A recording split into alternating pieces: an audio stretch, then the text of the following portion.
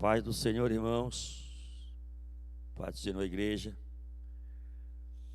Estamos aqui nesta manhã, bastante frio, para podermos darmos a aula da escola bíblica dominical. Amém? Muito frio, viu, irmãos? Muito frio. Fique aí debaixo de cobertor, assistindo a gente, né? Claro. Tá bom? Assistindo a aula, mas está muito frio. Fique aí, viu? Está um frio danado. Nós vamos fazer uma oração e em seguida estamos louvando a Deus com o hino, dando-se início à nossa escola bíblica dominical nesse dia 23 de agosto, para a glória de Deus. Amém?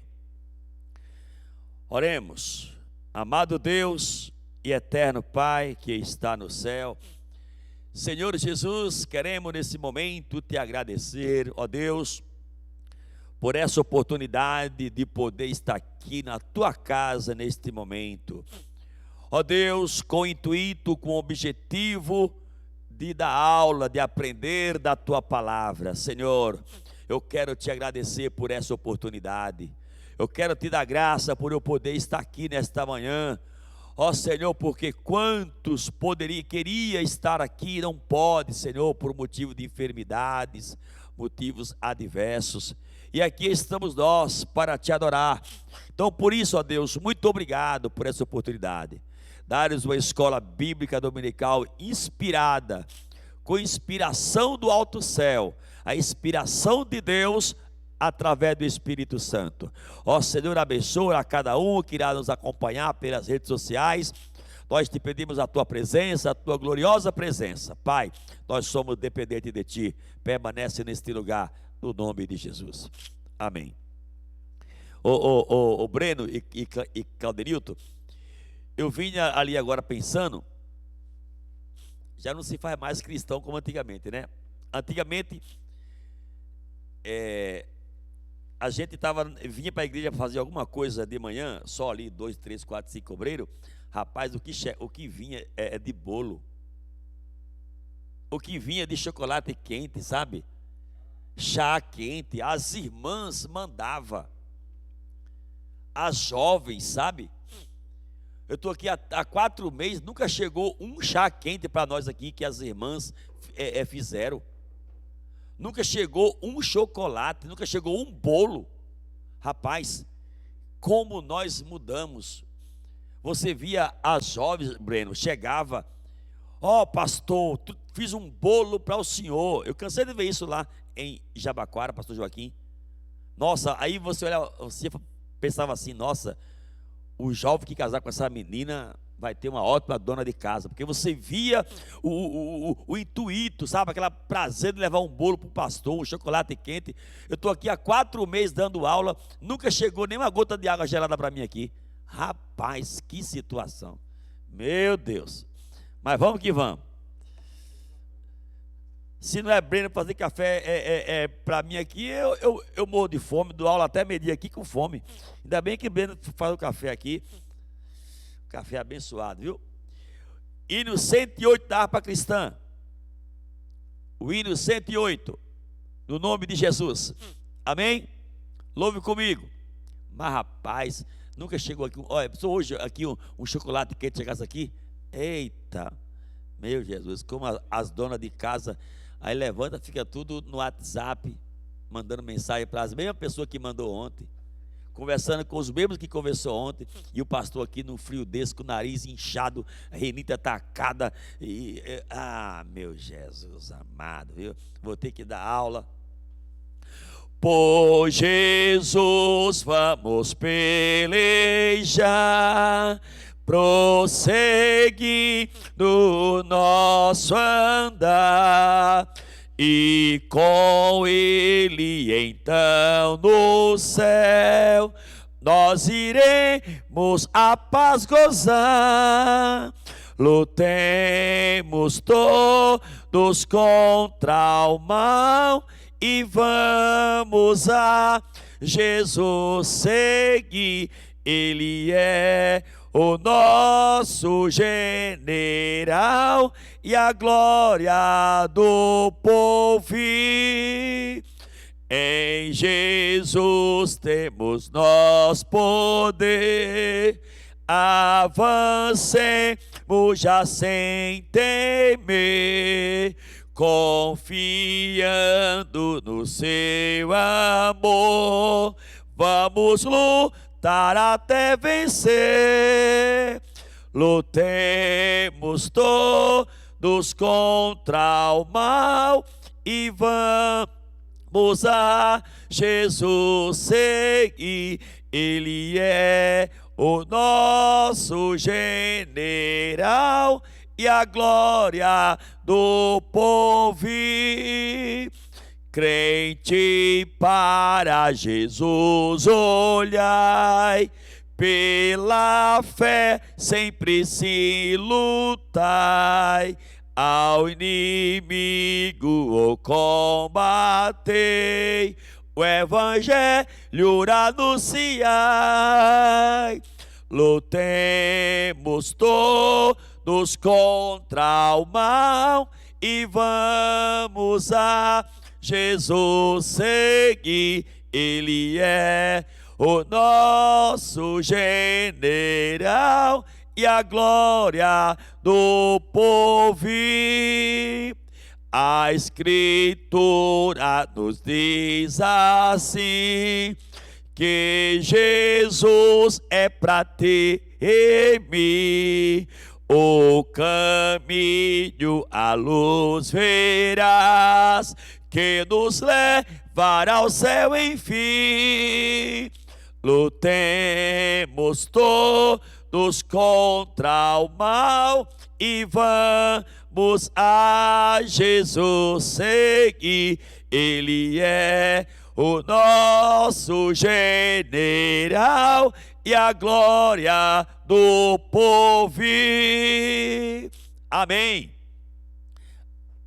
Aleluia. Se é há 30 anos atrás, as irmãs do ciclo de oração já tinham mandado bolo quente, já tinham mandado chocolate quente, agora hoje, meu Jesus amado, as jovens já tinham trazido aqui bolo para o pastor, eita, para os presbíteros que estão aqui, o Claudenilton, o Breno está aqui, o operador Breno. Mas rapaz, meu Jesus, desperta o povo a amar o pastor, Senhor, desperta o povo a amar o pastor. Vamos para a lição. 23 de agosto, lição de número 8, nós temos como o título, como tema da nossa lição, confiar no Senhor em todo o tempo. Confiar no Senhor em todo o tempo. Eu irei ler o texto áureo, a verdade aplicada, o objetivo da lição e depois o texto de referência. O texto de referência para o irmão que não tem revista, ele se encontra em Isaías capítulo 37. O versículo 33, o 34, o 35, o 36 e o 37. Isaías 37, ok? Texto áureo. Deus é o nosso refúgio e fortaleza, socorro bem presente na angústia. Salmo de número 46 e versículo 1. Verdade aplicada.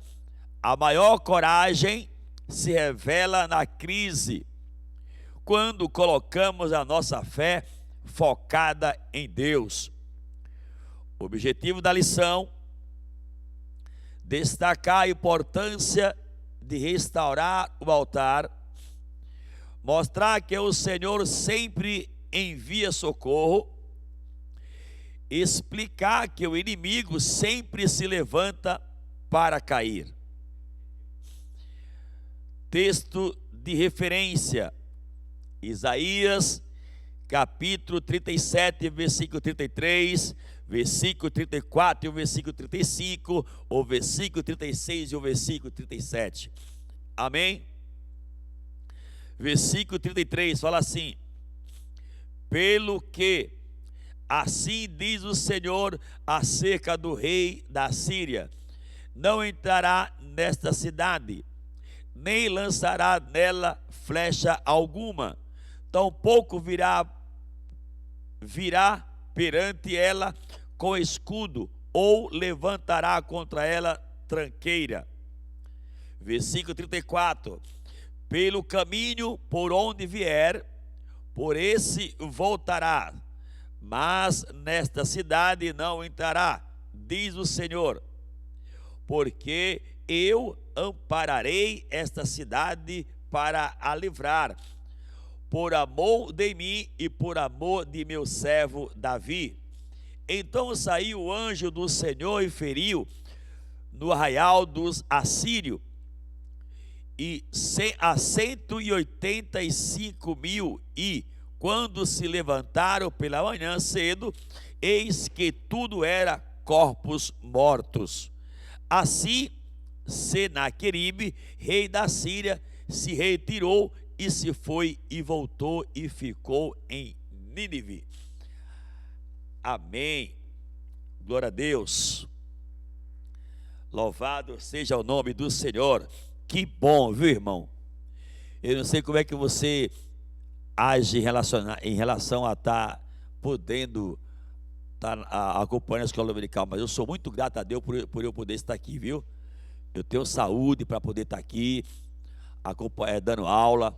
Que bom eu estar aqui, viu?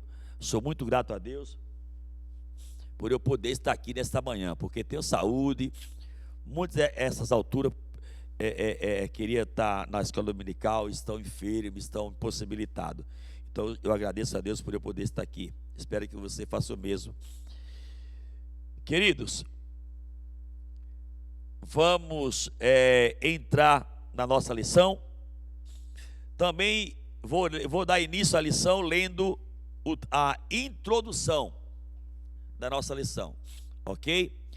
A introdução, ela fala assim: Ezequias foi um notável rei de Judá, pois priorizou fazer o que era reto diante do Senhor, restaurar o serviço no templo de acordo com a palavra de Deus, se esforçou para levar o povo e se converter ao Senhor, e confiou em Deus mesmo diante de perigos e ameaças.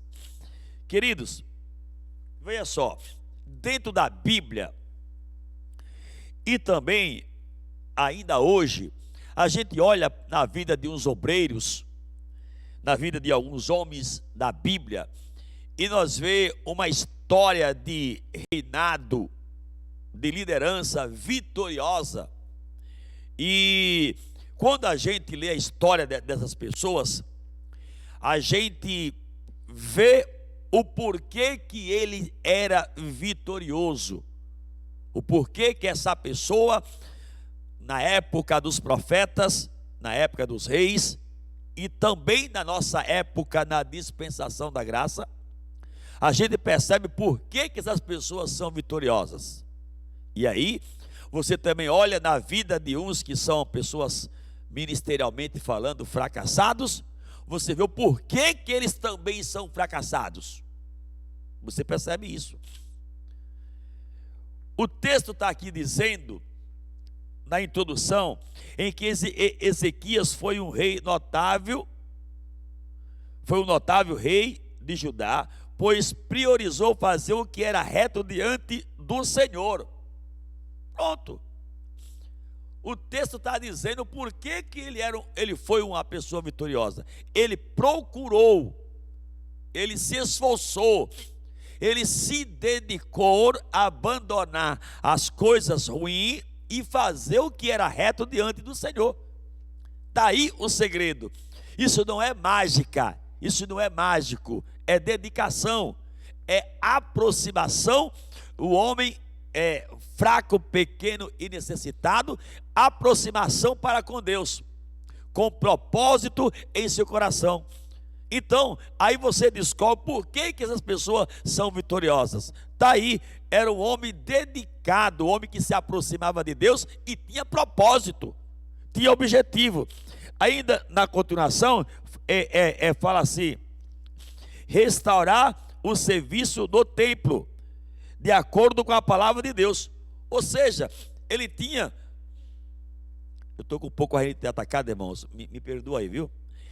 Ele tinha o propósito de restaurar o serviço do templo de acordo com a palavra. O que é que o texto nos ensina? Que mediante o que a palavra dizia, assim seria feito. Mediante as ordenanças da palavra, orientava como que deveria fazer com o templo, com a casa de Deus. Assim Ezequias fazia. Não era uma pessoa que a palavra dizia uma coisa e ele fazia outra. Você quer ser um homem de Deus, uma mulher de Deus, um jovem de Deus bem-sucedido? Veja como é que te ensina a palavra. Vê como que a palavra te orienta a fazer.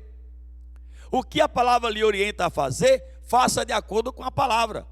E o que a palavra lhe diz que você não deve fazer, procure a não fazer. Isso não é mágica, isso é propósito de fidelidade a Deus, de responsabilidade com a palavra. É isso que fez e faz ainda hoje pessoas vitoriosas, compromissados com a voz, com a palavra, com os estatutos de Deus. É isso que faz uma pessoa é vitoriosa. Compromisso com os estatutos. Mas às vezes as pessoas não têm compromisso nenhum com a palavra, quer fazer da forma que eles imaginam, né? Da forma que eles pensam e quer ter êxito. Não tem, querido. Nós temos a bússola, nós temos a regra, nós temos a apostila, a palavra, a Bíblia. Fez de acordo com a palavra, você é um homem de Deus próspero, ministerialmente falando, é uma mulher de Deus próspera, abençoada, falando, é uma dona de casa abençoada, é um jovem abençoado, como tantos outros, Daniel, Josafá e tantos outros. Agora, você não quer consultar a palavra e fazer como você acha, aí, querido, ninguém se responsabilizará por você, ok? A palavra tem regra, a palavra tem os ensinamentos, preceitos de Deus para que se tornem pessoas vitoriosas. Vamos estudar, vamos para a lição. Eu só comentei um pouco relacionado à introdução.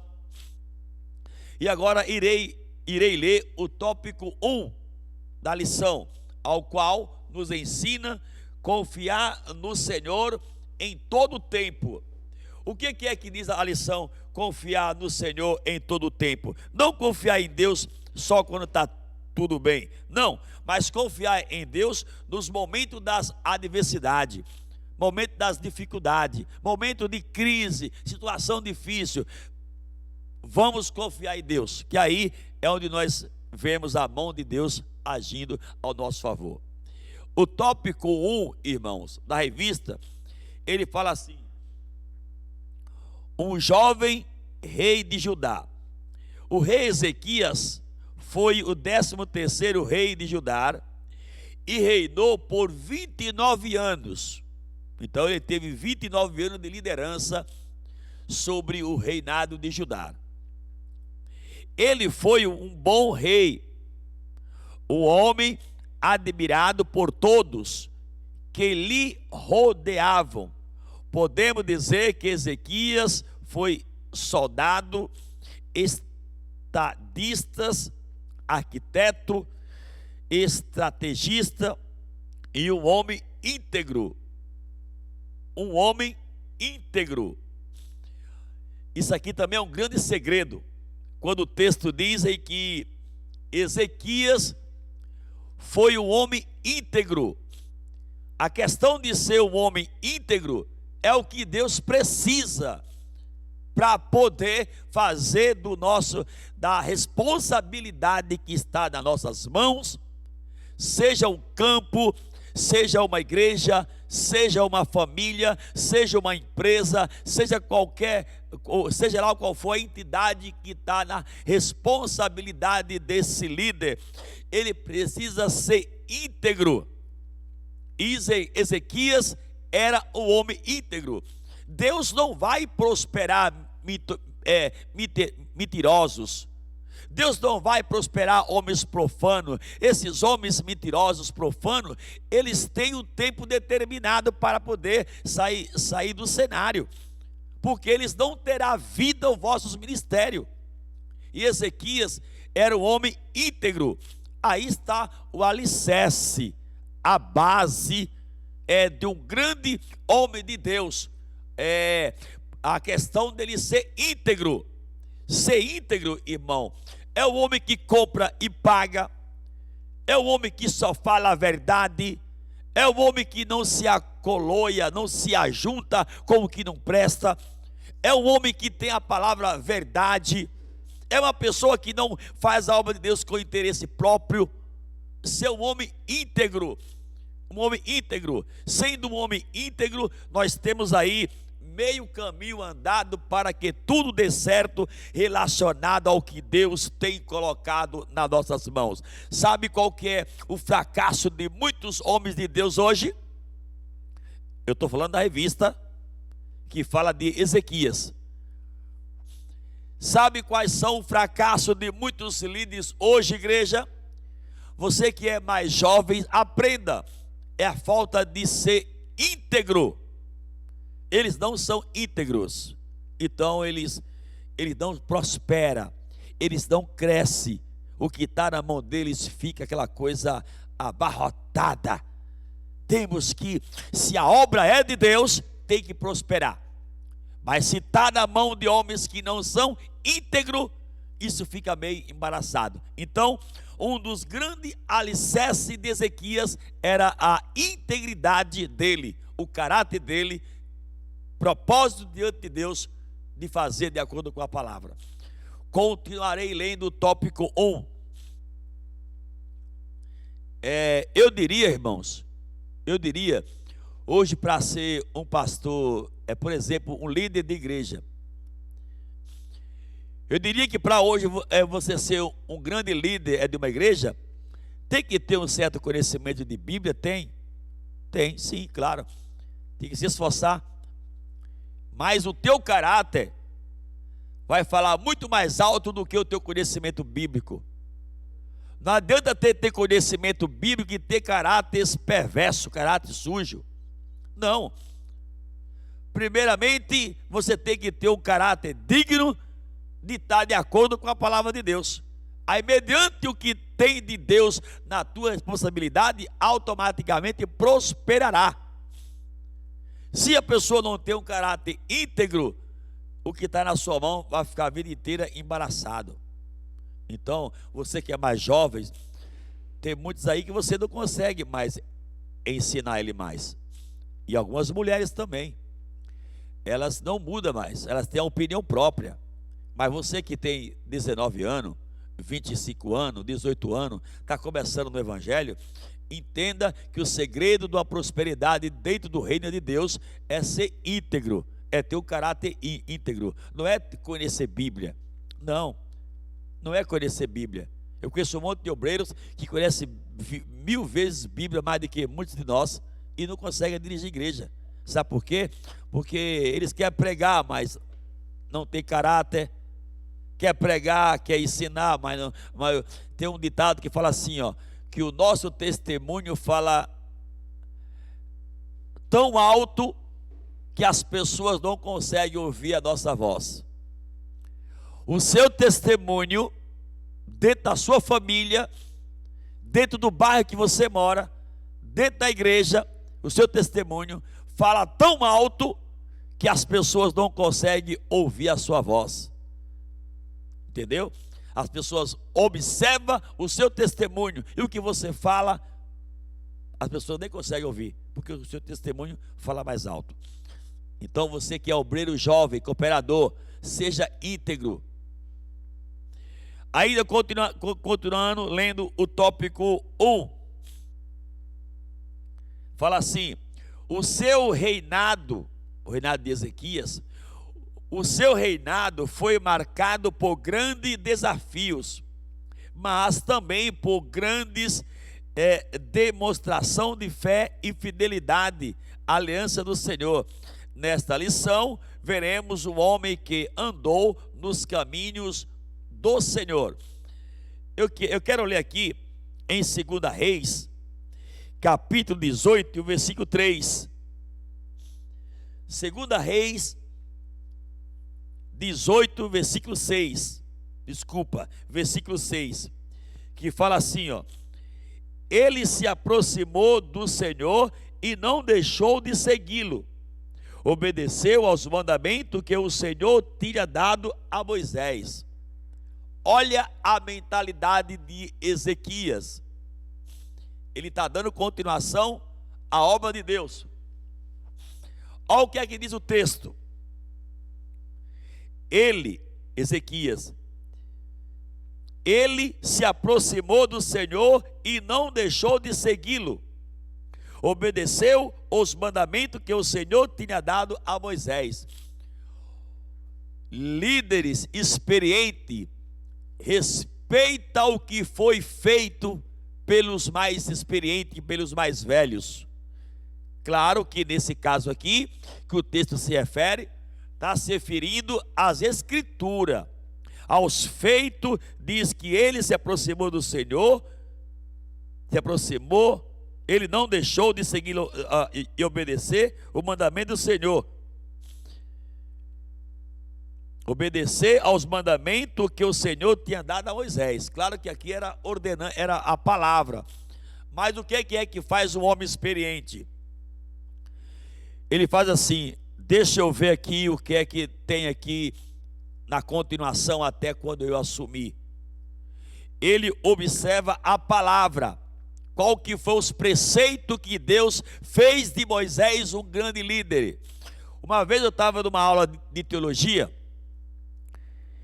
e o pastor José Domingo Bittencourt, ele falou assim na sede lá em Utinga, em uma das aulas que eu estava tendo lá nesse dia.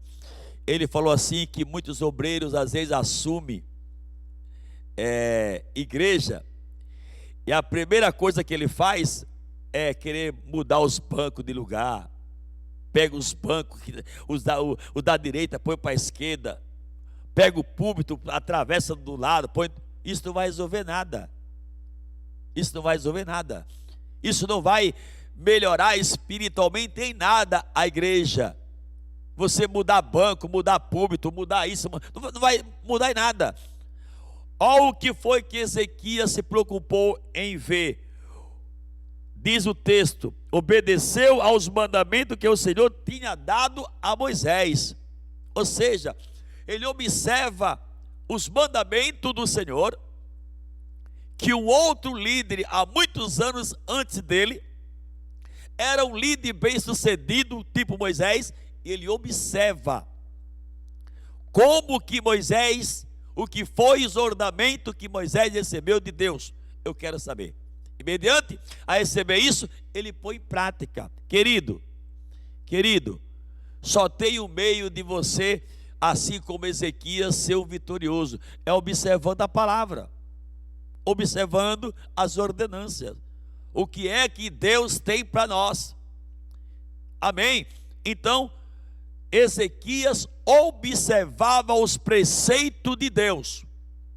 Você quer ser um jovem abençoado, quer ser uma jovem abençoada? Observe a palavra. Não vai para a falange de pregações errônicas que está tendo aí, não. Observe a palavra. Jesus disse que nós erramos porque não observamos, não examinamos as Escrituras. Examine as Escrituras, examine a palavra, veja o que é que Deus tem para você e coloque em prática. Então, Ezequias, rei de Judá, foi um homem próspero porque observou os mandamentos do Senhor. Tópico 1 e 1. Tópico 1 e 1. Venha, acompanhe comigo. Tópico 1 e 1. Fala assim: Ezequias voltou-se para o Senhor. Ao contrário de seu pai, o rei Acás, Ezequias assumiu o trono e fez o que era reto aos olhos do Senhor. Segunda Reis, Segunda Reis, capítulo 18, versículo 3. Já está aqui bem próximo, eu vou ler.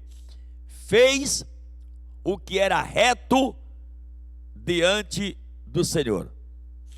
Fala assim, 2 Reis capítulo 3, versículo 2 Reis capítulo 18, versículo 3. Fez o que era reto aos olhos do Senhor, conforme tudo o que fizera Davi, seu pai. Fez o que era reto ao Senhor. Você quer ser um homem de Deus próspero ministerialmente? Observe a palavra de Deus. Tenha propósito. Qual que é o propósito que você tem dentro de você? Por que você quer ser obreiro? É para sair por aí dizendo que você é um bom pregador? O que você quer ser obreiro? O que é que Deus olha dentro do teu coração e vê o objetivo que tu quer ser obreiro? É para ser igual a fulano, a Beltrano? Ou você quer ser obreiro para poder cuidar da casa de Deus com dignidade? Ou você quer ser obreiro para sair por aí, ostentando por aí, dando limite ao que você quer para poder pregar? O que é que Deus vê no teu coração para poder querer ser um obreiro da casa de Deus? Qual o propósito que você tem relacionado a você e Deus? Porque se Deus olha hoje no meu coração, Ele sabe o que é que tem dentro de mim relacionado à obra dEle. E tenho certeza que Ele não vai decepcionar. Tenho convicção disso. Que Deus não vai decepcionar ao olhar dentro de mim e dizer: eu chamei Ele para o ministério e não estou decepcionado. Ele cuida do que eu dei, é para Ele. E é um observador das Escrituras. Por que você quer ser obreiro? É para sair por aí pregando? E as pessoas dizer que você é uma bênção? É? E você encher o peito e dizer que você é um pregador top? E a igreja que você congrega? Você supre a necessidade da casa de Deus? Ou prega nos outros lugares e na sua igreja está morrendo de fome? Sabia que você foi chamado para cuidar da sua igreja quando te levaram ao obreiro? Para observar os preceitos do Senhor. Fez o que era reto aos olhos do Senhor, conforme tudo que fizera Davi. Fez o que era reto. Você sabe para que se leva obreiro e se põe rei em Judá? Para cuidar do povo de Judá. Observar as ordenanças de Deus e colocar em prática, e Judá foi o povo próspero, porque o seu rei, no tempo de Ezequias, observava os preceitos de Deus. Você sabe para que você foi levado a diácono? Para você cuidar da igreja onde você congrega, entendeu? Mas não posso pregar? Pode, quando o teu pastor autorizar. Quando não, fica aqui dentro, quieto, calado, sem dizer nada. Entendeu? É assim que funciona. Homens de Deus trabalham dessa maneira. Faz com que o povo seja próspero, observando os preceitos do Senhor. Nós não fazemos o que nós queremos. Nós temos a palavra. Ezequias observou os preceitos do Senhor conforme falou a Moisés. É assim que um homem de Deus age. Vamos para a lição. Eu li 1 Reis, 2 Reis 18:3, porque a revista, estou dentro da revista. Continuaremos ler o tópico 1 e 1, que fala o porquê que Ezequias era próspero. Ninguém é próspero ministerialmente porque é bonito, porque é de tal, não. Somos prósperos porque observamos os preceitos do Senhor. Se você não observa os preceitos do Senhor, se contente com a sua salvação. Saia do ministério, entregue a sua credencial. Se você não dá criatividade para a palavra de Deus, preceito de Deus, saia do ministério. Respeite as pessoas que vão te ouvir. Entendeu? Judá precisava de um homem de Deus, e nesse momento aqui era Ezequias, 29 anos liderando e consertando altares e olhando os preceitos de Deus. Vamos dar continuação à leitura. Acaz foi o rei perverso, apontou seu reinado com abominação que desagradava ao Senhor, sacrificou seu próprio filho e cultuou a deuses, promovendo a idolatria, andando no caminho dos reis de Israel. Após os 16 anos de reinado do seu pai, Acaz chegou ao fim. Por episódio de sua morte, Ezequias assumiu o trono e decide não seguir o legado deixado. Eu quero ler aqui em 2 Crônica. A revista, ela não me fornece o texto. 2 Crônica, no capítulo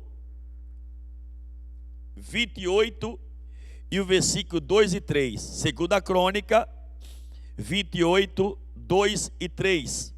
Vamos lá. Fala assim: andou nos caminhos dos reis de Israel. Isso aqui está se referindo a Acaz, o pai de Ezequias. Aqui nesse texto se refere ao que eu comentei na revista. Acaz, pai de Ezequias.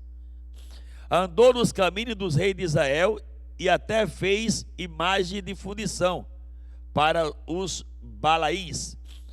Queimou incenso no vale do filho de Enom e queimou os seus filhos no fogo, conforme as abominações dos gentios que o Senhor expulsara da diante dos filhos de Israel. Uma coisa aqui eu quero chamar a atenção.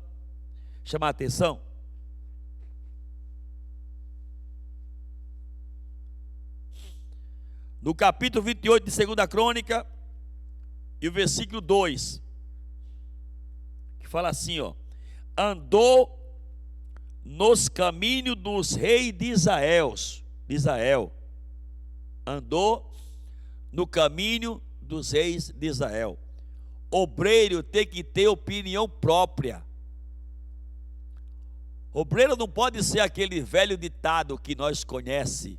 Me desculpe as Marias, mas é um provérbio que não diz respeito a ninguém. Não pode ser Maria vai com as outras. Não. Obreiro tem que ter opinião própria. Eu particularmente, eu tenho o meu legado. Eu não copio ninguém. Eu tenho o meu legado. Eu tenho o meu jeito. Eu tenho o meu formato. Eu tenho a minha maneira. Eu não copio ninguém. Quem quiser fazer do seu jeito, faça. Eu tenho o meu. E me preocupo em observar a palavra. Eu tenho o meu formato. Eu tenho o meu jeito, a minha maneira. Eu não copio, não observo ninguém a questão de mudar o meu jeito para copiar alguém. Jamais faria isso. Eu tenho opinião própria. Eu tenho ministério. Eu não estou aqui porque caí de paraquedas. Não, eu estou aqui porque eu tenho um ministério. Eu fui chamado para pastorear. Então eu tenho o meu tato, eu tenho o meu jeito, eu tenho a minha maneira, eu tenho o meu jeito de conduzir as coisas. Eu não necessito de fazer como fez Acaz. 2 Crônica 28 e 2. Andou no caminho dos reis de Israel. Vai copiar os outros? Vai no embalo dos outros? O que os outros falam, faz, ele quer fazer? Obreiro de verdade não pode agir dessa maneira. Obreiro tem que ter a sua identidade. Eu tenho a minha identidade. Eu tenho o meu jeito de pregar. Eu tenho a minha maneira de falar. Eu tenho a minha maneira de conduzir as coisas. Essa identidade é minha, ela é única. Mas o texto bíblico que a revista me fornece diz que Acaz, o pai de Ezequias, andou segundo os reis de Israel. Se porventura o rei de Israel era, nessa época aqui, que eu acho que sim, fosse Acás, como Josafá fez aliança com Acás, marido de não é Acás não, Acabe. Se porventura o rei da época de Ezequias fosse o mesmo Acabe da época de Josafá, Josafá era um profano, um homem que perseguia a igreja, perseguia profeta. O que é que tem nesse homem para nós poder copiar? E aqui está dizendo que andou nos caminhos dos reis de Israel, no caminho dos reis. Aí quando você vai lá para segunda Reis 18:6, diz que Ezequias andou nos caminhos do Senhor, Acás andou segundo o conselho, o caminho dos reis, e Ezequias segundo o conselho da palavra. Há uma diferença. Então, 2 Crônica 28:2 diz que Ezequias andou segundo os reis de Israel. Ou seja, ele não tinha opinião própria, ele não tinha a sua identidade, ele não tinha o seu ministério formado com o seu intelecto ligado, misturado junto com a palavra. Não, ele copiava e observava o que os outros faziam, e o pior, de pessoas que não tinham nada a ver na obediência à palavra naquele exato momento. Amém? Vamos continuar lendo. Continuarei lendo ainda o tópico 1 em 1 da revista. Estou lendo a revista, viu, irmãos que me acompanham em casa? Não sairei fora da revista. Estou falando de um homem próspero no seu comando. Fala assim: mas de fazer o que realmente agradava ao Senhor. Ezequias, aí fala agora de Ezequias. Ezequias começou muito bem sua história, buscando a santificação, reconhecendo a soberania do Senhor e reparando o templo. Assim como Ezequias, o que precisamos reparar em nossas caminhadas? A revista me faz uma pergunta. Se tratando de Ezequias, que Ezequias fez alguns reparos, Ezequias que precisou reparar algumas coisas dentro do seu reinado. Aí a revista me lança uma pergunta para mim e para os alunos: o que precisamos reparar em nossas caminhadas? O que nós precisamos reparar em nossa caminhada? Quando você compara a sua vida espiritual, o seu ministério com a palavra, qual o resultado que sobra para você? O resultado de que Deus está contente e feliz, você está andando de acordo com a palavra, ou o resultado é que sobra que tem que haver alguns reparos? O que é que sobra? O que é que você tem que reparar? O que é que você tem que mudar? Você não cansou ainda de apanhar? Não cansou ainda de tentar e não funcionar? Será que não está na hora de fazer alguns reparos? Alguns conceitos? É isso que a revista me pergunta. A revista me pergunta isso. Será que não precisa de fazer alguns reparos na nossa vida espiritual? Alguns conceitos precisam ser consertados? Será que não tem alguns inimigos para trás que tem que fazer as pazes com eles? Será que não tem que se consertar primeiro dentro de casa para depois querer pregar para os outros? Será que não tem que primeiro fazer as pazes com a família, com a esposa, com filhos, para depois querer pregar para os outros? O que é que você tem para dar para as pessoas que te ouvem? Me responde. O que é que você tem para dar para as pessoas que vai te ouvir a respeito de Deus? Você tem o que para dar para eles? Você tem o que para dar para eles? Obreiro, homens de Deus, como é o tema de um rei que estamos lendo, e como nós estamos na dispensação da graça, que não tem mais reis, mas temos pastores, temos presbíteros, temos diáconos, temos cooperadores, temos bispo, apóstolo, temos de tudo, pré-anjo, tem tudo hoje tem de tudo, até pré-anjo tem. O que é que você tem para dar para as pessoas que te ouvem? As pessoas que te ouvem estão tendo comida fresca para comer com o que tu dá para ela, ou está comendo marmita requentada? Você é o obreiro que traz mensagem do Google? Ou tu faz que nem eu, que fiquei ontem 4 horas sentado para poder preparar algo para trazer para a igreja? E a minha família está ouvindo isso aqui e sabe que é a verdade, que eu não estou aqui com mentira não. Fiquei 4 horas ontem sentado, preocupado, sabe com o quê? Preocupado com quem vai me ouvir hoje aqui à noite. Entendeu? O que é que você tem para dar para as pessoas? Vai dar marmita requentada? Prega o ano inteiro a mesma mensagem? É disso que estamos falando. O que é que temos? Quem vai ser o povo em que nós estamos liderando? Isso aqui é sério, meu irmão. Isso aqui é sério. Isso aqui não tem que ficar empolgado porque você está liderando hoje, não. Nós lidera porque Deus é misericordioso. Nós lidera porque Deus é bom e tem de misericórdia de nós. Porque se não fosse Deus, nós poderíamos dizer, como disse o profeta Isaías: ora, diga Israel, se não fosse o Senhor por nós, os nossos inimigos já tinham nos destruído. Entendeu? O que é que o povo está comendo, saindo de você de alimento espiritual? Comida requentada? Será que não tem que reparar algumas coisas?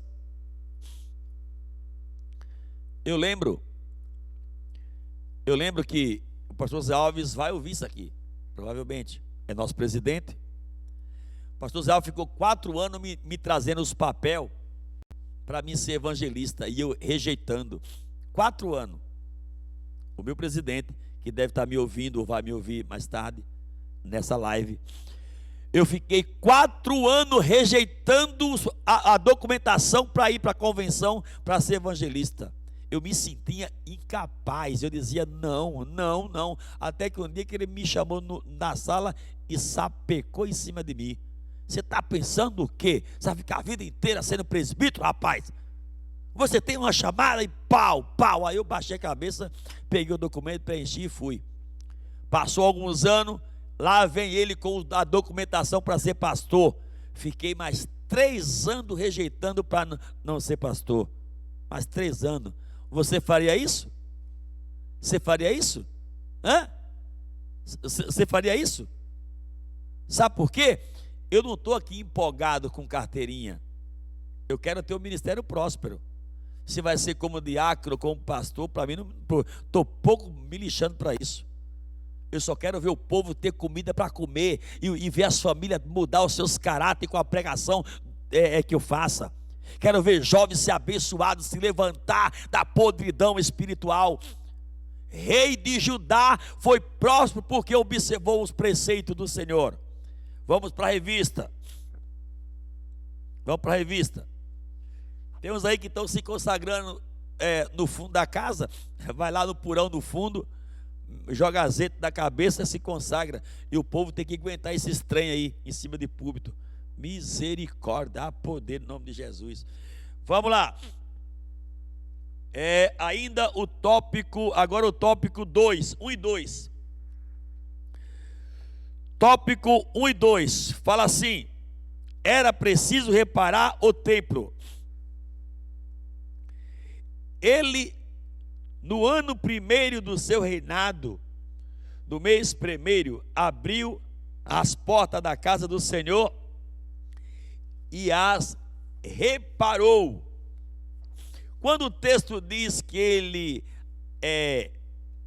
a reparou, quando o texto diz isso, ele assume o reino, e ele vai observar, mediante a palavra, mediante os preceitos de Deus, o que precisava de melhorar e o que precisava de tirar, que não estava de acordo com a palavra de Deus. Ele foi observando, e aí isso é um reparo que ele faz. Isso aqui está de acordo com a palavra, isso aqui não está de acordo com a palavra, isso aqui está de acordo, fica, isso não está, sai. E ele foi fazendo a sua análise, claro que com algumas pessoas que o acompanhavam, logicamente, o seu corpo de obreiro ministerialmente. E Ezequias fez isso, preocupado com a prosperidade do povo que Deus tinha dado para poder ele o liderar. Em 2 Crônica, capítulo 6, quando Salomão, me parece que é Salomão, ele termina de construir o templo, ele faz algumas perguntas para Deus. Em 2 Crônica, capítulo 6, ele fala: Senhor, quando o céu estiver cerrado e não houver mais chuva, quando os gafanhotos se levantar da terra e comer destruir as nossas plantações, quando chegar nesse tempo pessoas com vida pecaminosa, e ele faz lá no capítulo 6 da 2 Crônica, uma série de perguntas para Deus, caso tal coisa acontecesse dentro do templo, o que ele faria? E aí, lá no capítulo 7, me parece que versículo 14, está lá a resposta. Deus respondendo às perguntas de Salomão: se o meu povo, que se chama pelo meu nome, se humilhar e orar, buscar a minha face e se converter dos seus maus caminhos, então eu ouvirei do céu, sararei os seus pecados, perdoarei os seus pecados e sararei a sua terra. Qual é o objetivo de eu estar aqui dizendo isso? A preocupação de um líder, de um homem de Deus, que tinha acabado de construir um templo muito grande, mas estava preocupado com a qualidade do que ia acontecer dentro daquele templo. Construiu um templo que não tinha outro para poder comparar, mas dentro do coração do homem que estava na liderança, ele estava preocupado: Senhor, quando acontecer algumas desgraças aqui dentro, o que é que eu faço? Quando acontecer aqui pestilência, gafanhoto, praga, morte, gente em pecado, aí Deus diz: calma, se o meu povo que se chama pelo meu nome buscar a minha face, se converter, eu perdoo os seus pecados e sararei a sua terra. Ou seja, o que eu quero dizer com isso? Um líder tem que ter a preocupação que teve Ezequias, preocupado com a qualidade, espiritualmente falando, do povo que está na sua liderança. Quando você vê um líder que tudo para ele está certo, ele não confronta com nada, foge. Quando tu vê um líder que nunca diz para você que você está errado, foge dessa liderança. Líder tem que concordar quando está certo, quando não está, tem que reparar, tem que observar. Líder não pode concordar com tudo, não. Tem coisa que não está de acordo com a palavra, e o líder não pode dizer que concorda, não. De maneira nenhuma. Não pode, não. Então, aqui dentro da revista, está dizendo que Ezequias, ele na casa do Senhor, ele as reparou. Continuarei lendo o texto. E trouxe o sacerdote e os levitas, e os ajuntou na praça oriental, e lhe disse: ouve-me, ó levitas, santificai-vos agora e santificai a casa do Senhor Deus vossos pais, e tirai do santuário a imundícia. Vamos ler 2 Crônica 29, 3, 4 e 5. Aí fala assim ainda: que atitude louvável de Ezequias, a de reparar a casa do Senhor, purificando-a. Vamos ler 2 Crônica 29, 3 ao 5. Vamos ler. Fala assim, ó. Ele, quando diz ele, se refere a Ezequias. Ele, no primeiro ano do seu reinado, no primeiro mês, abriu as portas do templo do Senhor e as reparou. Trouxe o sacerdote e os levitas, ajuntou-se na praça oriental. E lhe disse: ouve-me, ó levitas, consagrai-vos agora e consagrai o templo do Senhor, Deus de vossos pais, e tirai do santuário a imundícia. Vamos lá. Eu marquei aqui, quando o texto diz aqui do versículo 3, 4, trouxe o sacerdote e os levitas, porque sacerdote e levita, mediante a podridão que estava no templo, na casa de Deus, sacerdote e levita estava inativo, não estava tendo trabalho para eles. A profanação do templo expulsou os sacerdotes e os levitas. 2 Crônica, capítulo 29, versículo 4. Diz: trouxe o sacerdote e os levitas, ajuntou-os na praça oriental. O sacerdote e os levitas estava inativo, estava fora do convívio com o templo.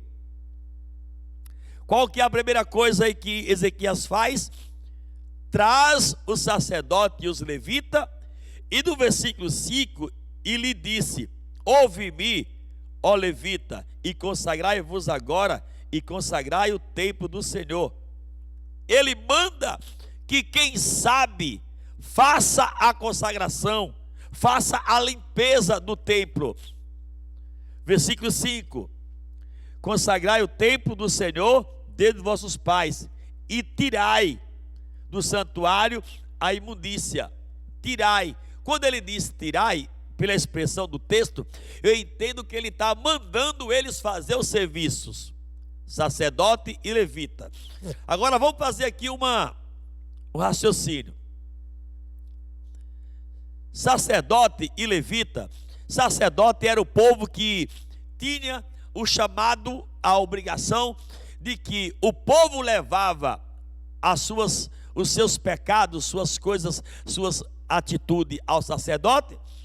O sacerdote levava a Deus e o pecado do povo era perdoado. Sacerdote era era intercessor entre o povo e Deus. Então isso estava bloqueado. Por que estava bloqueado? Por causa da profanação do templo. O templo estava profanado, tinha pecado, tinha coisas que não deveria estar. Deus já não se manifestava mais. Então, a questão do legado, da comunicação sacerdotal, através do sacerdote entre o povo, sacerdote e Deus, estava bloqueada. Não existia. Para onde é que vai um lugar desse? Tem um texto que fala assim: não havendo profecia, o povo se corrompe. O que é que o texto quer dizer? Não tendo a voz de Deus no meio da igreja, o mal toma conta. Não tendo comunicação entre o povo e Deus, não tinha, através do sacerdote, o mal estava instalado. O mal estava instalado. Agora, levitas era o povo que adorava, preparava a parte do louvor. Ou seja, não tinha intercessor sacerdotal entre o povo e Deus, que era sacerdote, porque estava tudo inativo, e também não tinha a parte do louvor. Vai para onde uma situação dessa, igreja? Não tem sacerdote para interceder pelo povo, e também não tem levitas para entoar hinos de adoração ao nome do Senhor. Para onde é que vai uma casa dessa? Vai a decadência. Vai a decadência. Satanás cortou e afastou todos os meios de comunicação com Deus, o louvor e o pecado perdoado através do sacerdote, porque essa é uma das funções primordial do inimigo, cortar o diálogo do ser humano para com Deus. Quando Satanás consegue fazer isso, automaticamente ele consegue destruir com facilidade, porque enquanto o povo tem meio, tem canal para falar com Deus, se tratando da dispensação da lei, no meio, na época dos reis, era através dos sacerdotes, era o meio de comunicação que o povo tinha. Sacerdote intercedia entre o povo e Deus. Os levitas preparavam a parte do louvor, a parte de cântico de adoração, era através dele. Estava tudo morto, tudo afastado do templo, porque a profanação estava dentro da igreja. Ou seja, os meios, os canais de comunicação criados por Deus para se comunicar com o povo, Acás, o rei de Judá, anteriormente tinha destruído.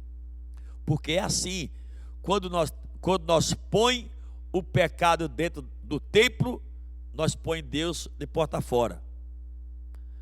Você que é mais jovem e obreiro, aprenda isso.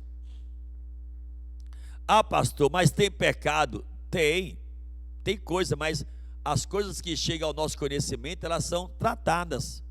Nós não deixa impune, nós trata. Então Deus sabe disso, Deus vê isso. Quando o pecado entra para dentro da igreja, Deus fica do lado de fora. Quando Deus está do lado de dentro, o pecado está do lado de fora. Quando isso inverte, o pecado fica dentro e Deus fica do lado de fora. Que é em muitos casos o que estamos vendo nos dias de hoje. Não tenho medo e não tenho vergonha de dizer. Medo eu nunca tive, né? Medo eu nunca tive. Mas é uma das coisas do que está acontecendo hoje. O pecado está do lado de dentro e Deus está do lado de fora. Não se vê salvação de alma, não se vê batismo com o Espírito Santo, não se vê, são decadentes. Sabe o que é isso? Em muitos casos o pecado entrou e Deus saiu. Nós, como homens de Deus, temos que tomar algumas posições. Reparar o templo. Reparar o que não está de acordo com a palavra. Ah, mas vai matar, vai nada, só morre quem já está morto. Só morre por correção quem já está morto. Quando você vê alguém reclamar porque foi corrigido, mediante a própria Bíblia nos orienta a correção, a exortação, é porque ele já está morto. Pleno Bandeira. Se Ezequias tivesse dado sequência na liderança anterior, será que ele teria reinado 29 anos? Mas de maneira nenhuma. De maneira nenhuma. Tinha nada, tinha reinado aí a metade ou menos. Porque os profanos, eles têm um tempo determinado. Deus não permite tal coisa. Deus não permite. Deus não permite. Vamos dar continuação à revista.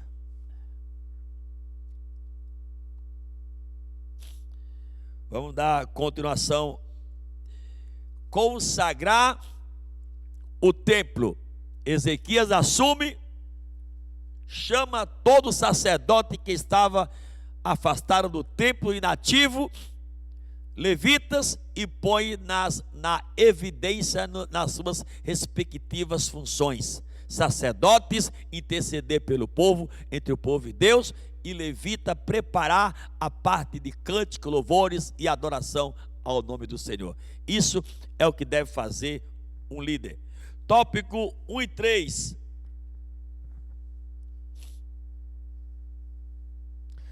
Tópico 1 e 3. Fala assim: um concerto divino em meio à crise. A crise estava estabelecida sobre Judá. Segunda Crônica 29, 8 e 9. Porque Acaz, que não guardou os mandamentos divinos, diante disso, Ezequias, além de reparar o templo, convocou o sacerdote para fazer um concerto com o Senhor, a fim de sanar a crise avassaladora da ira de Deus. Vamos ler 2 Crônica 8, 6 a 9. Vamos ler. 2 Crônicas, capítulo 6, capítulo 29, o versículo 6 ao versículo 9. Fala assim: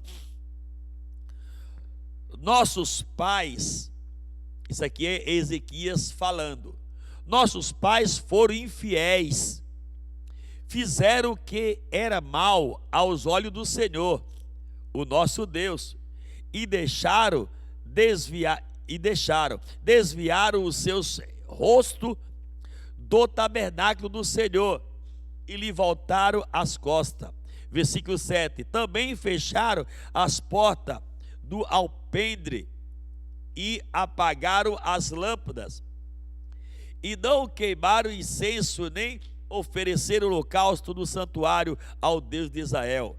Versículo 8, pelo que veio grande ira do Senhor sobre Judá e Jerusalém, e ele os fez objeto de terror, espanto e zombaria, como vos estáis vendo com os vossos próprios olhos. Versículo 9. E por isso que nossos pais caíram à espada, e nossos filhos, nossas filhas e nossas mulheres estão em cativeiro. Quero falar um pouco do versículo 9. Ezequias, ele fala do que os pais fizeram com o que Deus tinha dado nas mãos deles. Não queimaram incenso no tabernáculo, nem no templo de Deus, ao Deus de Israel. Foram relaxadamente abandonando os rituais que trazia Deus para o ambiente. Foram relaxando. E quando uma liderança relaxa e não tem mais cuidado em reparar as coisas boas que faz parte, por exemplo, eu vou falar uma aqui, por exemplo. Quantos pastores tiraram os hinos da harpa e estão colocando o hino desses cantores ganhadores de fortunas aí, de dinheiro para cantar, para louvar em nossas igrejas? Isso era uma coisa boa que nunca deveria tirar. Abandonando os hinos da harpa e colocando cantor, esses hinos aí, desses cantores que estão todos ricos aí, enchendo o bolso de dinheiro. E quando alguém chama alguém para poder cantar em nossas igrejas, eles querem 10, 20, 30 mil reais. Como é que se tira o hino da harpa para pôr o hino de duas pessoas dessas? Isso é uma das coisas que não deveria ter tirado. Ezequias está aqui dizendo que não fizeram uma série de coisas. E qual foi o resultado de abandonar alguns rituais que era do templo, do tabernáculo de Deus, que os pais deles não deram ouvido? Qual foi o resultado? No versículo 9. E por isso que nossos pais caíram à espada, ou seja, eles morreram, né? E os familiares deles, vamos ver. E nossos filhos, nossas filhas e nossas mulheres estão em cativeiro. É assim. liderança como Ezequias e Acás, interiormente antes de Ezequias, que não se preocupa com os preceitos de Deus, entrega o povo na escravidão. Entrega o povo na escravidão. Você, obreiro, você tem grande responsabilidade com a vida espiritual da igreja. Viu? Você tem grande responsabilidade. Cuidado para você não fazer que nem Acás, entregar o povo, os filhos, as filhas, as mulheres em cativeiro. Qual seria o cativeiro de hoje? Vidas desnorteadas, vidas que não foram ensinadas, vidas que não conhecem a Deus, jovens que não têm uma intimidade com Deus, jovens que querem ter relação sexual com as suas namoradas, mesmo dentro da igreja cantando em mocidades, jovens que não têm conhecimento de Deus, obreiros que não se preocupam em ler Bíblia, obreiros que não se preocupam em trazer palavra que realmente venha mudar pessoas dentro do templo, entregando o povo à idolatria. Povo que adora o time de Corinthians, que adora o time de São Paulo, que são mais adoradores de futebol do que o próprio Deus. Pastores andando com camisa de time. Pastor aí, toma cuidado, tomo nada. Nessa parte aí não vou tomar cuidado não. Deixa o chicote estralar, deixa o pau comer no meu lombo. Mas é verdade. Pessoas mortas. O versículo 9 diz que o povo, as mulheres, os filhos, as filhas, as mulheres, tudo em cativeiro. Por quê? Por falta do mau ensinamento em que Acás fez, não cuidou do templo, entregou o povo na mão da idolatria, de cativeiro. O povo tem que ser ensinado para não ficar cativeiro, viu? Para não ficar em cativeiro. O cativeiro da falta de conhecimento é de Deus. O cativeiro de adorar mais a campeonatos de futebol mais do que Deus. A escravidão de estar levando suas namoradas para motel, para ter relação e depois vir cantar em mocidade. Isso é cativeiro, isso é podridão espiritual. Entendeu? E tem muitos pastores que nós ainda acoberta ainda e fica quieto, matando o povo, colocando o povo em cativeiro. É isso que estamos falando. Qual foi o resultado de não queimar incenso e não observar os preceitos? Versículo 9, vou ler, 2 Crônica 29:9. Olha o que diz: e por isso que nossos pais caíram à espada, e nossos filhos, nossas filhas e nossas mulheres estão em cativeiro. Muitos líderes em nosso país estão colocando o povo em cativeiro. Tudo pode, nada agora mais é pecado, nada agora pode. O que é pecado hoje dentro das nossas igrejas? Só se matar. Se alguém pegar uma arma e matar alguém é pecado, o resto nada mais é pecado. Tudo pode. Estão levando o povo a cativeiro, escravizando nossos filhos, sem ter conhecimento de Deus. Entendeu? O meu nome não é Enéas não, é Irailton, tá? Eu não sou Enéas não, mas o meu nome, eu sou o pastor Irailton, tá? E estou lhe dizendo que muitos pastores estão levando a igreja ao cativeiro espiritual. 2 Crônica, capítulo 6 ao versículo 9. Por não fazer de acordo, tem muitos obreiros aí que estão concordando com tudo e futuramente não sabem qual que é o futuro da igreja. Você acha que Satanás está brincando? Ele está fazendo isso hoje porque sabe que daqui a 3, 4 anos ele mata. Ele não está preocupado em matar ninguém hoje, não. Ele vai sugando o que você tem de Deus. Imagina, isso não precisa. Tem umas mães de família que só misericórdia. veio conversar com a gente. Ah, pastor, mas isso agora é o século 21. É. Século 21? E Deus mudou? Então, eu estou dentro da revista.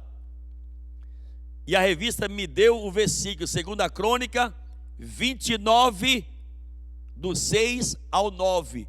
Ezequias, Acás levou o povo ao cativeiro. Sabe por quê? Porque não ensinou a palavra, fez aliança com os reis de Israel. Muitos de vocês agora vão fazer aliança com os prefeitos, não é?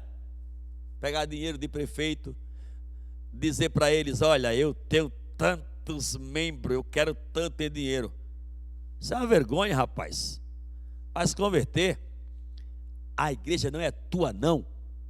O único dentro da Bíblia que disse, chamou de minha igreja, foi Jesus, que disse para Pedro: apacenta a minha igreja. Foi o único que chamou de minha, ninguém mais chamou. Agora vocês, igreja de pastor fulano, que pastor fulano tem nada, rapaz.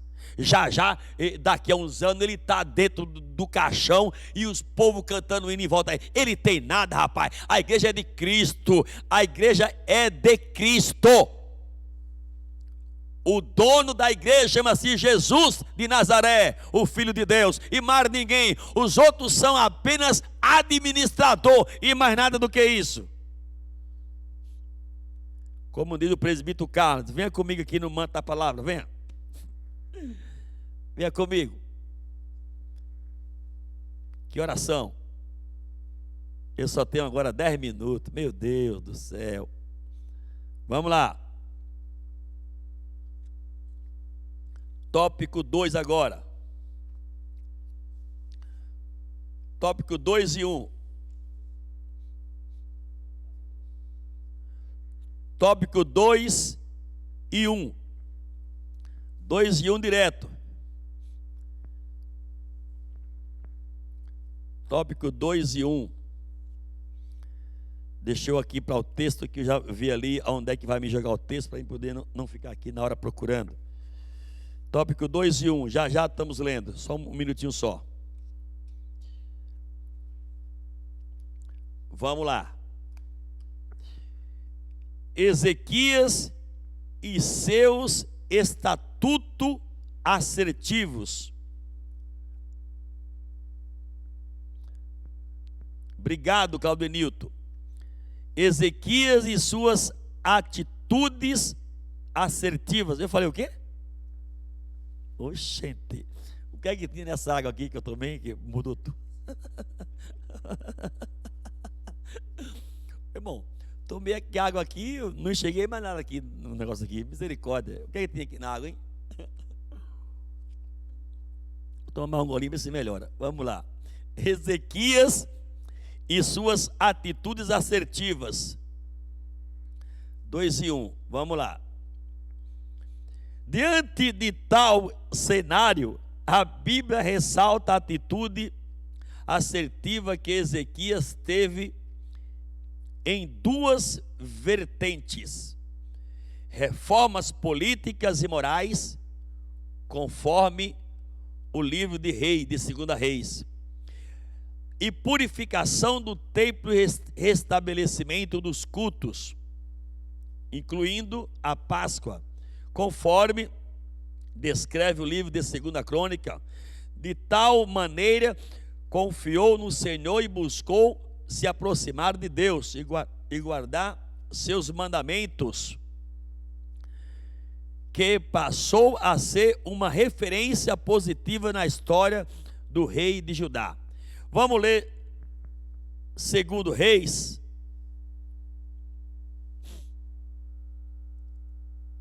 Segunda Crônica 18, 4 a 7. Segunda Crônica. Deixa eu ver se é isso mesmo. Não é isso não. Eu acho que eu marquei aqui errado. Vamos para a 2 Reis. Deixa eu ver se é isso.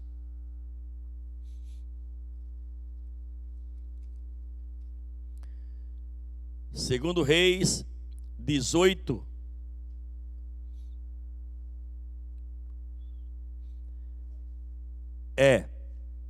Segunda Reis, capítulo 18, versículo 4 ao versículo 7. É isso mesmo. Eu anotei aqui no papel errado. É por isso que é bom estar atento, né?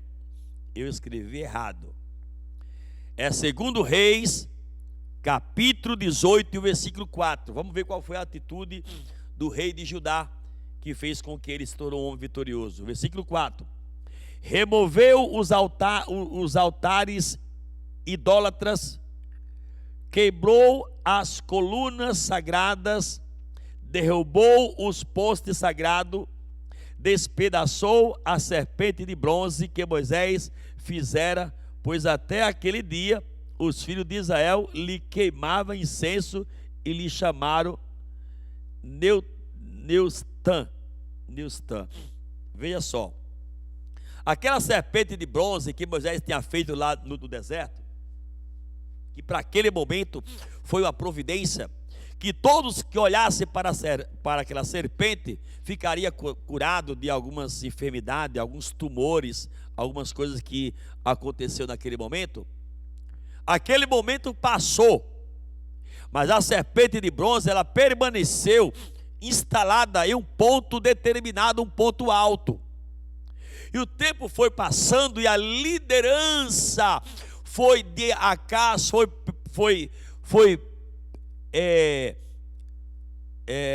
permitindo que o povo fosse virou um ponto de idolatria. A serpente de bronze que Moisés fez no deserto para que o povo olhasse e fosse curado dos seus tumores, suas enfermidades. Aquele tempo passou, a serpente permaneceu lá instalada, isso virou um ponto de idolatria. O povo passou, aqui em 2 Reis 18:4, diz que eles passaram a queimar incenso, a idolatrar aquela serpente, idolatrar aquele momento, aquela imagem, e se esquecendo de Deus e idolatrando a serpente de bronze feita por Moisés lá na época de Moisés. Isso virou uma idolatria. A serpente virou um ponto idólatra. O que é que Ezequias faz? Já destrói logo a serpente. Destrói logo. Vamos para o versículo 7 agora. Versículo 7. E o Senhor foi com ele, por onde quer que fosse, prosperava. Rebelou-se contra o rei da Síria e não o serviu. Diz que o Senhor foi com ele. 2 Crônica 18:7. Mediante as atitudes em que ele tomava, quebrando os postes ídolos, tirando os pontos de idolatria de Israel, Deus ia tomando posse do ministério, do reinado de Ezequias como rei de Judá. Mediante as suas atitudes, Deus vê dentro dele a atitude de destruir a idolatria, Deus ia usando. Aí diz o versículo 7 que e o Senhor foi com ele. Pronto, era isso que ele precisava. O Senhor foi com ele. É isso que Deus precisava, é isso que Ezequiel precisava. O Senhor sendo com ele, o resto é resto. Se o Senhor fosse com ele, o resto era resto. Pronto. Aí diz no versículo 7: rebelou-se contra o rei da Síria e não o serviu. O rei da Síria queria alguns conchavos, algumas alianças com ele, ele se rebeliou contra, ele disse: aqui não, aqui agora tem propósito, não é mais papai não, a casa não, agora sou eu, Ezequias. Aqui não tem aliança com você não, você é um profano, você é rei de um Deus estranho, de um Deus pagão, aqui não tem aliança não. Isso tem que acontecer, irmão. Nós não podemos fazer aliança com quem não presta não. Nós somos igreja de Deus, igreja de Deus. Nós não tem nada que fazer aliança com a coisas que não estão de acordo com a palavra. Vamos para o tópico da continuação aqui, aí do tópico 2 e 1. Da continuação.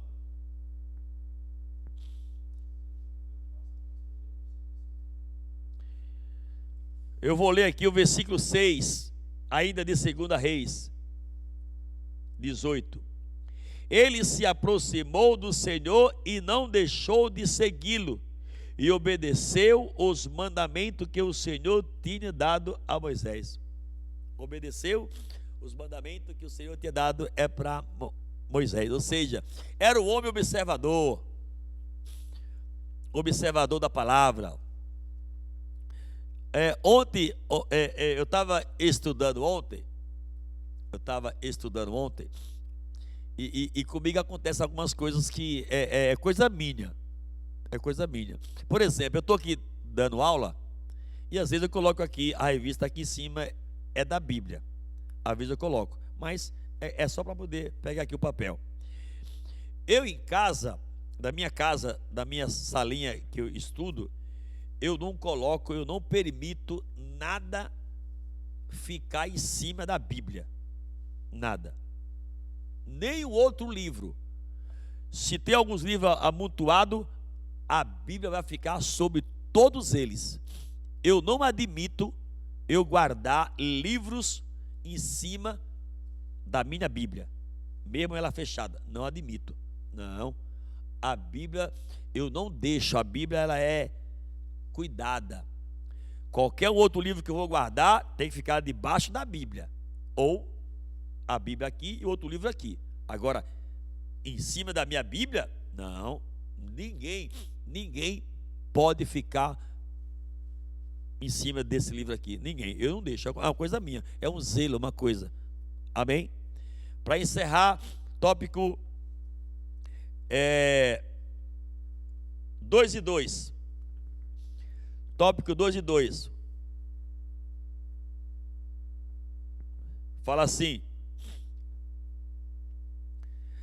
avivamento, uma questão urgente. Deus havia chamado Israel para ser uma nação diferenciada, a fim de que levasse luz para as nações e o nome do Senhor fosse glorificado. Isaías 42 e 6.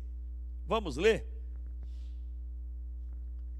Isaías 42 e 6. Vamos ler.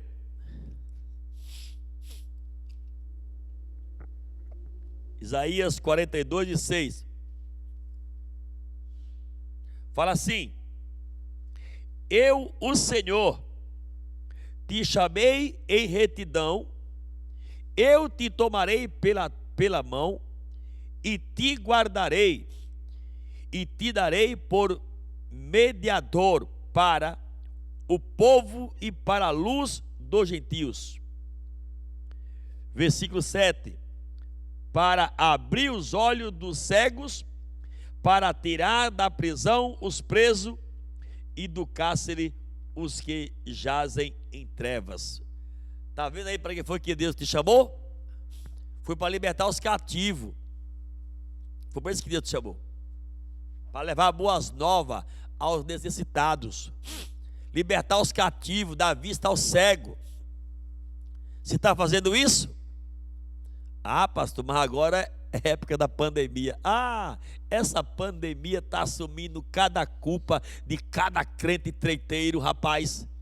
Rapaz, essa pandemia está assumindo cada culpa de cada crente desviado que estava dentro das igrejas e agora está se revelando tudo. Rapaz, como essa pandemia está assumindo culpa de gente que estava desviado dentro da igreja com cara de crente e agora está se revelando tudo e pondo a culpa na pandemia. Pandemia coisa nenhuma, rapaz. Pandemia coisa nenhuma. Eu ainda sou o mesmo crente desde quando começou a pandemia. Está pondo culpa na pandemia? Isso é desculpa. É que você nunca amou as coisas de Deus. Entendeu? mediante a revista que eu lia, mediante a revista que me dá Isaías capítulos 42 e versículo 6. Versículo 7 diz que Deus nos deu para abrir os olhos do cego, para tirar da prisão os presos e do cárcere os que jazem em treva. Foi para isso que Deus nos chamou. Mas agora você não pode, né? Tem coronavírus, né? Tem coronavírus. E antes do coronavírus, tu fazia o quê? Quem era o culpado? Era eu? Tá. Cuidado, hein? Cuidado, se levante, viu? Se levanta. Se levanta, tá? Não põe a culpa no coronavírus não, viu? Põe não. Quem quer servir a Deus, serve em qualquer tempo. Com coronavírus, com gripe, com chikungunya, com tudo. Agora, quem não quer, é só surgir um obstáculo, põe a culpa nos outros. Entendeu? Já deu tempo aí, chefe? Já deu tempo. Meus irmãos, o tempo encerrou. Nós estudamos hoje a lição de número 8, 23 de agosto, lição de número 8.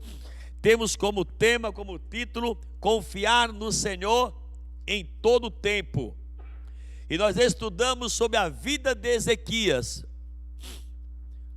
rei de Judá, que não fez aliança com os reis de Israel e nem tampouco com os reis da Síria, como outros reis anteriores fizeram aliança com Acabe e o rei da Síria, trazendo coisas que não deveria para o templo, dentro do templo.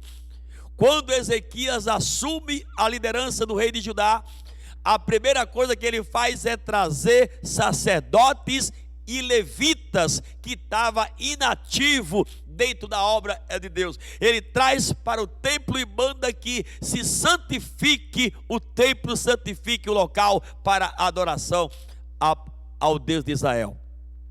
Então, a questão de Ezequias ser o homem próspero é porque ele tinha zelo pelas ordenanças de Deus.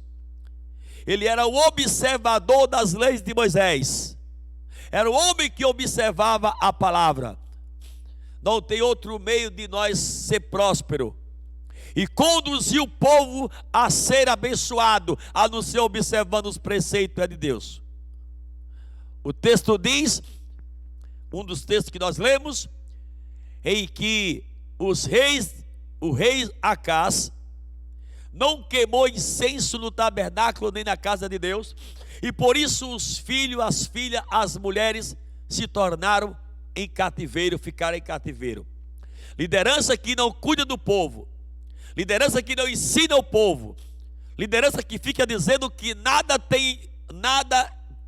tem a ver. Isso não tem nada a ver. A tendência é escravizar o povo em cativeiro. E nós estamos vendo hoje, quanto mais se abre mão, mais é gente depressiva, gente ansiosa, gente sofrendo de problemas espirituais. Liderança, conduza o povo com a base da palavra. Tenha famílias prósperas, tenha igreja próspera, tenha povo abençoado que não teme a nenhuma crise e confia na palavra e na presença do Deus Todo-Poderoso. Deus lhe abençoe, Deus lhe guarde, Deus lhe dê um bom domingo. E à tarde, às 16h30, nós temos o primeiro culto aqui nessa igreja. E em seguida temos o segundo culto às 18h30. Às 16h30 o primeiro culto e às 18h30 temos o segundo culto.